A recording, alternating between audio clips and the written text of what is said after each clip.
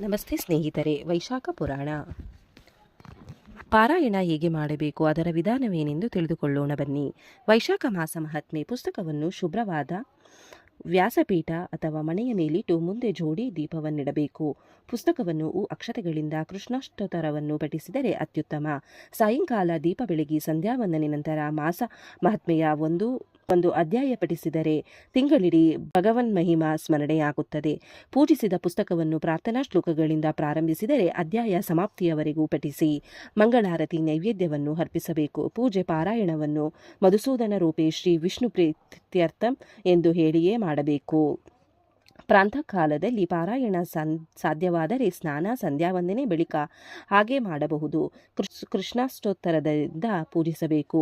ಆಯಾ ದಿನದ ಪಾರಾಯಣದ ನಂತರ ಸ್ವಸ್ತಿ ಪ್ರಜಾಭ್ಯಂ ಪರಿಪಾಲಯತಂ ನ್ಯಾಯೇನ ಮಾರ್ಗೇಣ ಮಹಿಂ ಮಹಿಷಾಃ ಗೋ ಬ್ರಾಹ್ಮಣೇಭ್ಯಂ ಶುಭಮಸ್ತು ನಿತ್ಯಂ ಲೋಕಸ್ಯ ಮಸ್ತೂಹ ಸುಖಿನೋ ಭವಂತು ಎಂದು ಪಠಿಸಿ ಮಂಗಳಾರತಿ ಬೆಳಗಬೇಕು. ಕಾಯೇನ ವಾಚ ಮನಸೇಂದ್ರಿಯೇ ಇರ್ವಾ ಬುದ್ಧಾತ್ಮನ ವಾ ಪ್ರಕೃತಿಯೇ ಸ್ವಭಾವತ್ ಕರೋಮಿ ಯುದ್ಯುತ್ಯಕಲಂ ಪರಸ್ಮೈ ನಾರಾಯಣ ಹೇತಿ ಸಮರ್ಪಯಾಮಿ. ಶ್ಲೋಕವನ್ನು ಹೇಳಿ ಪಾರಾಯಣದ ಫಲವನ್ನು ಮಾಸ ನಿಯಮಿತವನಾದ ಮಧುಸೂದನ ದೇವರಿಗೆ ಅರ್ಪಿಸಿದರೆ ಪೂರ್ಣ ಫಲ ದೊರೆಯುತ್ತದೆ. ಈ ರೀತಿ ಪಾರಾಯಣವನ್ನು ಮಾಡಬೇಕು. ವೈಶಾಖ ಪುರಾಣದ ಮೊದಲನೇ ಅಧ್ಯಾಯ. ಅಂಬರೀಷನ ಪ್ರಾರ್ಥನೆ. ನಾರಾಯಣಂ ನಮಸ್ಕೃತ್ಯ ನರಂ ಚೈವ ನರೋತ್ತಮಂ ದೇವೀಂ ಸರಸ್ವತಿಂ ವ್ಯಾಸಂ ತಥೋ ಜಯಮುದೀರ ಯತ್. ಸರ್ವೋತ್ತಮನಾದ ನಾರಾಯಣನನ್ನು, ಲಕ್ಷ್ಮಿಯನ್ನು, ವಿದ್ಯಾಭಿಮಾನೆಯಾದ ಸರಸ್ವತಿಯನ್ನು ಮತ್ತು ಶ್ರೀ ವೇದವ್ಯಾಸರನ್ನು ನಮಸ್ಕರಿಸಿ ನಂತರ ಪುರಾಣವನ್ನು ಆರಂಭಿಸಬೇಕು. ಸೂತರು ಆರಂಭಿಸುತ್ತಾರೆ. ಎಲೈ ಶೌನಕಾದಿ ಮುನಿಗಳೇ, ಹಿಂದೆ ಅಂಬರೀಷನೆಂಬ ರಾಜನು ಸೃಷ್ಟಿಕರ್ತ ಬ್ರಹ್ಮನ ಮಾನಸಪುತ್ರ ನಾರದರನ್ನು ಕುರಿತು ಈ ಶುಭಕರವಾದ ವೈಶಾಖ ಮಾಸ ಮಹಾತ್ಮೆಯನ್ನು ತಿಳಿಸಬೇಕೆಂದು ಕೋರಿದನು. ಅಂಬರೀಷನು ಹೀಗೆ ಪ್ರಾರ್ಥಿಸುತ್ತಾನೆ. ನಾರದ ಮುನಿಗಳೇ, ತಾವು ಎಲ್ಲ ಮಾಸದ ಮಹಾತ್ಮೆಯನ್ನು ಬಲ್ಲವರಾಗಿದ್ದೀರಿ. ಅದರಲ್ಲಿ ವೈಶಾಖ ಮಾಸ ಮಹಾತ್ಮೆಯು ಅತ್ಯಂತ ಶುಭಕರವೆಂಬುದಾಗಿದೆ. ಅದರಿಂದ ಆ ವೈಶಾಖ ಮಾಸ ಮಹಾತ್ಮೆ ನನಗೆ ಅನುಗ್ರಹಿಸಬೇಕು ಮತ್ತು ಅದನ್ನು ನಾನು ತಿಳಿಯಲು ಬಹಳ ಆತುರನಾಗಿದ್ದೇನೆ. ಈ ವೈಶಾಖ ಮಾಸ ಮಹಾತ್ಮೆಯು ಶ್ರೀ ಹರಿಗೆ ಅತ್ಯಂತ ಪ್ರಿಯವಾದದ್ದೇತಕ್ಕೆ? ಈ ವೈಶಾಖ ಮಾಸ ಮಹಾತ್ಮೆಯಲ್ಲಿ ಶ್ರೀ ಹರಿಗೆ ಪ್ರಿಯವಾದಂಥ ಧರ್ಮಗಳಾವುದು, ದಾನಗಳಾವುದು ಮತ್ತು ಅದರಿಂದ ದೊರಕುವ ಫಲಗಳಾವುವು? ಇದನ್ನು ತಿಳಿಸಬೇಕೆಂದು ಅಂಬರೀಷ ಮಹಾರಾಜನು ನಾರದರಲ್ಲಿ ಬೇಡಿಕೊಂಡನು. ನಾರದರು ಹೀಗೆ ಹೇಳುತ್ತಾರೆ. ಅಂಬರೀಷ ಮಹಾರಾಜ, ನಾನು ನಿನ್ನಂತೆ ವೈಶಾಖ ಮಾಸ ಮಹಾತ್ಮೆಯನ್ನು ತಿಳಿಯಲು ಸೃಷ್ಟಿಕರ್ತನಾದ ನನ್ನ ತಂದೆ ಬ್ರಹ್ಮನನ್ನು ಕೇಳಿದ್ದೆನು. ಆಗ ಅವರು ಶ್ರೀ ಹರಿಯು ಲಕ್ಷ್ಮೀದೇವಿಗೆ ಹೇಳಿದ ಈ ಮಾಸ ಮಹಾತ್ಮೆಯನ್ನು ನನಗೆ ತಿಳಿಸಿದರು. ಆ ಮಹಾತ್ಮೆಯನ್ನು ಅದೇ ಪ್ರಕಾರವಾಗಿ ನಾನು ನಿನಗೆ ತಿಳಿಸುತ್ತೇನೆ, ಕೇಳು. ಮಾಸಗಳಲ್ಲಿ ಕಾರ್ತೀಕ, ಮಾಘ ಮತ್ತು ವೈಶಾಖ ಮಾಸಗಳು ಬಹಳ ಶ್ರೇಷ್ಠವಾದದ್ದು. ಅದರಲ್ಲೂ ವೈಶಾಖ ಮಾಸ ಭಗವಂತನಿಗೆ ಬಹಳ ಪ್ರಿಯ. ಈ ಮಾಸದಲ್ಲಿ ಮಾಡುವ ದಾನ, ಧರ್ಮ, ಯಜ್ಞ, ವ್ರತ, ಸ್ನಾನವೆಲ್ಲವೂ ಶ್ರೇಷ್ಠವಾದದ್ದು. ಮತ್ತು ಮೇಷ ಸಂಕ್ರಾಂತಿಯಲ್ಲಿ ಅಂದರೆ ವೈಶಾಖ ಮಾಸದಲ್ಲಿ ಪ್ರಾಂತಃ ಕಾಲದಲ್ಲಿ ಸೂರ್ಯೋದಯದ ಮುಂಚೆ ಯಾವನು ಸ್ನಾನ ಮಾಡುವನೋ ಅವನಿಗೆ ಶ್ರೀ ಲಕ್ಷ್ಮೀನಾರಾಯಣರ ಅನುಗ್ರಹವಾಗುವುದು. ಈ ವೈಶಾಖ ಮಾಸದಲ್ಲಿ ಪ್ರಾಂತಃ ಕಾಲ ಸ್ನಾನ ಮಾಡಿ ಐನಿಕಗಳನ್ನು ಮಾಡಿದವನು, ಇಂದಿನ ಜನ್ಮಗಳಲ್ಲಿ ಪಾಪಗಳನ್ನು ಮಾಡಿದವನು ಕೂಡ ವೈಶಾಖ ಸ್ನಾನ ಮಾಡಿ ವಿಷ್ಣುವಿನ ಅನುಗ್ರಹದಿಂದ ಅವನು ಪಾಪಾದಿಗಳಿಂದ ವಿಮುಕ್ತನಾಗಿ ಹರಿಲೋಕವನ್ನು ಸೇರುತ್ತಾನೆ. ದೇವತೆಗಳು ಶ್ರೀ ವಿಷ್ಣುವಿನ ಆಜ್ಞೆಯ ಮೇರೆಗೆ ಭೂಮಿಯ ಜಲಾಶಯದಲ್ಲಿ ಉಪಸ್ಥಿತರಾಗಿ ಮನುಷ್ಯನಿಗೆ ಕಲ್ಯಾಣಭರಿತ ಹಾಗೂ ಶುಭಕರವಿದ್ದದ್ದನ್ನು ಅನುಗ್ರಹಿಸುತ್ತಾರೆ. ಆದ್ದರಿಂದ ವೈಶಾಖ ಮಾಸದಲ್ಲಿ ಕೆರೆ, ನದಿ ಮೊದಲಾದ ಬಹಿರ್ಜಲಾಶಯದಲ್ಲಿ ಪ್ರಾಂತಃಕಾಲ ಸೂರ್ಯೋದಯದ ಮುಂಚೆ ಸ್ನಾನ ಮಾಡಬೇಕು ಎಂದು ನಾರದರು ಮಹಾರಾಜನಾದ ಅಂಬರೀಷನಿಗೆ ತಿಳಿಸುತ್ತಾರೆ.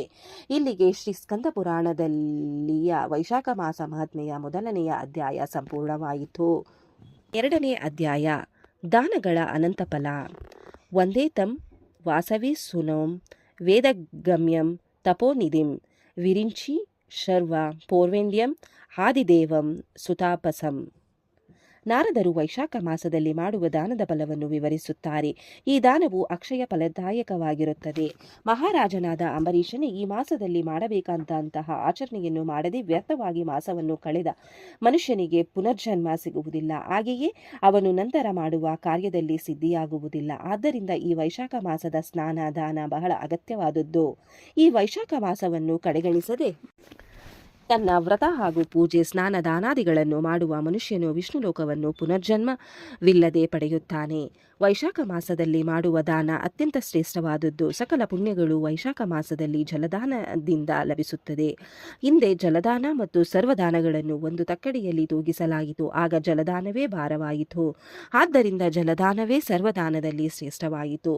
ವೈಶಾಖ ಮಾಸದಲ್ಲಿ ಬಾಯಾರಿಕೆಯಿಂದ ಬಳಲಿರುವ ಬ್ರಾಹ್ಮಣನಿಗೆ ಜಲದಾನ ಮಾಡುವುದರಿಂದ, ಬಿಸಿಲಿನ ಬೇಗೆಯಿಂದ ಬಳಲಿರುವ ಬ್ರಾಹ್ಮಣನಿಗೆ ಬೀಸಣಿಗೆ ಹಾಗೂ ಛತ್ರಿಯನ್ನು ದಾನ ಮಾಡುವುದರಿಂದ ಪುನರ್ಜನ್ಮ ಪ್ರಾಪ್ತಿಯಾಗುವುದಿಲ್ಲ.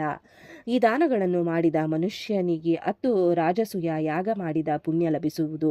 ಈ ದಾನಗಳನ್ನು ಮಾಡದವನು ನರಕ ಯಾತನೆಯನ್ನು ಅನುಭವಿಸುತ್ತಾನೆ.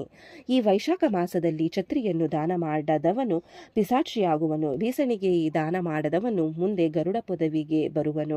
ಈ ಮಾಸದಲ್ಲಿ ಪಾದರಕ್ಷೆಯನ್ನು ದಾನ ಮಾಡಿದವನು ಭೂಮಿಯಲ್ಲಿ ರಾಜನಾಗಿ 1 ಕೋಟಿ ಜನ್ಮ ಪಡೆಯುವನು. ಈ ಮಾಸದಲ್ಲಿ ಹಸಿದ ಬ್ರಾಹ್ಮಣನಿಗೆ ಯಾರು ಅತಿಥಿ ಸತ್ಕಾರ ಮಾಡಿ ಭೋಜನ ಮಾಡಿಸುವುದಿಲ್ಲವೋ ಅವನು ತನ್ನ ಮುಂದಿನ ಜನ್ಮದಲ್ಲಿ ಪಿಶಾಚಿಯಾಗಿ ಹುಟ್ಟಿ ತನ್ನ ಮಾಂಸವನ್ನು ತಾನೇ ತಿನ್ನುತ್ತಾನೆ. ಮನುಷ್ಯನಿಗೆ ತಂದೆ ತಾಯಿಗಳು ಜನ್ಮ ನೀಡುತ್ತಾರೆ, ಆದರೆ ಆ ಮನುಷ್ಯನ ನಿಜವಾದ ಪಾಲಕರು ಅಂದರೆ ತಂದೆ ತಾಯಿ ಅನ್ನ ನೀಡುವವನೇ ಆಗಿದ್ದಾನೆ. ಆದ್ದರಿಂದ ಅನ್ನದಾನವೇ ಮಹಾದಾನವಾಗಿದೆ. ಆದ್ದರಿಂದ ಅನ್ನದಾತನಲ್ಲಿ ಸಕಲ ದೇವತೆಗಳ ಅನುಗ್ರಹ ಹಾಗೂ ಸಾನ್ನಿಧ್ಯವಿರುವುದು. ಇಲ್ಲಿಗೆ ಸ್ಕಂದ ಪುರಾಣ ವೈಶಾಖ ಮಾಸ ಮಹಾತ್ಮೆಯ 2ನೇ ಅಧ್ಯಾಯ ಮುಗಿಯಿತು. ಅಂತ ಎಲ್ಲರಿಗೂ ಒಳ್ಳೆಯದನ್ನು ಮಾಡಲಿ. ಈ ಅಧ್ಯಾಯವನ್ನು ಕೇಳಿದವರಿಗೂ ಓದಿದವರಿಗೂ ಪಠಿಸಿದವರಿಗೂ ಆ ಭಗವಂತ ಒಳ್ಳೆಯದನ್ನು ಮಾಡಲಿ. ಓಂ ನಮೋ ಭಗವತೆ ವಾಸುದೇವಾಯ ನಮಃ. ಧನ್ಯವಾದಗಳು ಸ್ನೇಹಿತರೆ. ವಿಡಿಯೋ ನೋಡಿಕ್ಕೆ ಎಲ್ಲರಿಗೂ ಧನ್ಯವಾದಗಳು. ನಿಮಗೆ ಈ ವಿಡಿಯೋ ಇಷ್ಟ ಆಗಿದ್ರೆ ಪ್ಲೀಸ್ ಒಂದು ಲೈಕ್ ಮಾಡಿ. ನೆಕ್ಸ್ಟ್ ಇನ್ನು ಜಾಸ್ತಿ ವಿಡಿಯೋ ಹಾಕ್ತೀವಿ. ಹಾಗೆ ನಿಮ್ಮ ಫ್ರೆಂಡ್ಸ್ಗೆ ಶೇರ್ ಮಾಡಿ ಮತ್ತೆ ಸಬ್ಸ್ಕ್ರೈಬ್ ಮಾಡಿ. Thank you very much.